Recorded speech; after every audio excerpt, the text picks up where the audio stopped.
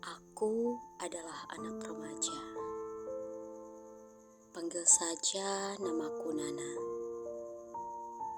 Seharusnya aku duduk di bangku sekolah menengah pertama kelas 3. Tetapi karena keterbatasan biaya, aku pun diharuskan untuk berhenti mengenyam pendidikan sekolah. Keluargaku hanya keluarga yang bisa dibilang miskin. Ayahku seorang pencari pasir di sungai.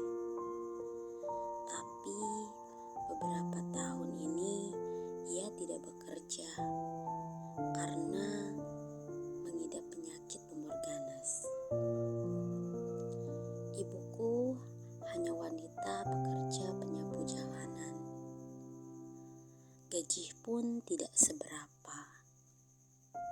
Apalagi kondisi cuaca yang saat hujan, dia tidak berangkat dan tidak pula ia mendapat upah. Aku mempunyai seorang adik laki-laki yang berusia 10 tahun. Ya, sama sepertiku. Dia tidak melanjutkan sekolah karena merasa iba melihatku berjuang sendiri mencari sesuap nasi. Terkadang pula ia sakit-sakitan karena dia memiliki penyakit gatal yang tak kunjung sembuh dan membaik. Kita tinggal di rumah yang sempit, yang hampir roboh, beralaskan tanah dan kayu yang sudah rapuh, genteng yang bocor dan bilik-bilik yang bolong. Saat hujan pun kita seperti bermandikan air terjun di bawah istana kami. Aku dan adikku terkenal sebagai tukang peyek jalanan. Ya, aku dan adikku hanya seorang penjual peyek. Kami membawa peyek dari orang lain dan menjualnya kembali. Tidak seberapa keuntungannya. Satu bungkus dapat 2.000 keuntungan. Setiap harinya tidak menentu. Kadang kita tidak dapat keuntungan sama sekali. Karena tidak ada satu bungkus pun peyek yang terjual. Suatu peristiwa, tepatnya pada tahun 2017, ayahku meninggal. Hal itu membuatku begitu terpukul. Dan kini aku menjadi anak yatim. Dan kala itu ibuku mulai sakit-sakitan karena usianya pun sudah tidak muda lagi dan divonis sakit kanker. Waktu itulah aku berpikir lebih keras, bagaimana aku bisa tetap merawat ibu dan tetap bisa bekerja untuk mencari kebutuhan sehari-hari.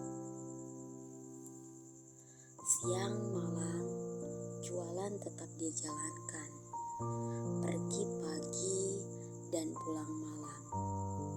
Sakit pun aku memulung rongsokan di jalanan sebagai uang tambahan. Adikku hanya diam di rumah merawat ibu yang sedang sakit. Suatu hari aku merasa lelah. Wajahku tertunduk ke bawah dengan tangan merangkul peyek-peyek jualan yang tidak kunjung terjual. Datanglah seorang laki-laki tua yang mungkin hampir setiap hari dia membeli dan memborong daganganku.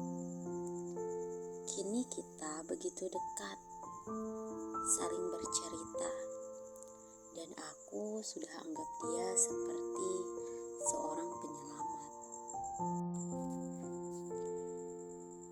Suatu ketika, pembicaraan kita begitu serius.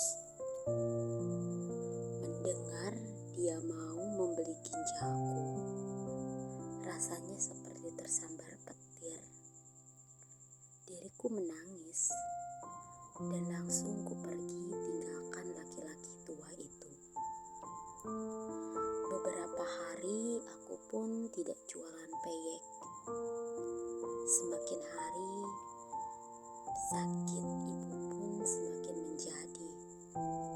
Tidak ada sedikit pun uang yang aku punya. Sedang ibuku butuh dana untuk setidaknya beli obat murah. Setiap hari sungguh nyata bagiku perih melihat ibuku menahan sakit. Aku terpikir untuk menjual ginjalku saja. Ya, harus bagaimana lagi? Pagi-pagi aku berangkat sambil membawa lagi peyek-peyek jualanku, dan berharap aku bertemu dengan laki-laki tua, dan berharap juga dia mau membeli ginjalku. Tapi sayang, laki-laki tua itu tak muncul juga. Ya, masih kuingat beberapa hari ditunggu. Akhirnya laki-laki tua itu pun datang juga. Kuadukan semua keluh kesahku padanya, dan kutawarkan bahwa aku bersedia menjual ginjalku. Seketika dia pun berkaca-kaca, dan dia memelukku begitu erat layaknya seorang cucu. Dia bersedih begitu terseduh, dan dia berkata bahwa cucunya telah meninggal karena sakit ginjal. Cucunya mirip dengan wajahku. Dia bersedia membeli ginjalku seharga 10 juta. Dan dia berkata, "Ini bawa uangnya, besok aku akan tagih ginjalmu ya. Mana alamatmu?" Dengan cepat kusebutkan alamat rumahku dan pamit padanya untuk membawa ibu berobat dengan uang itu.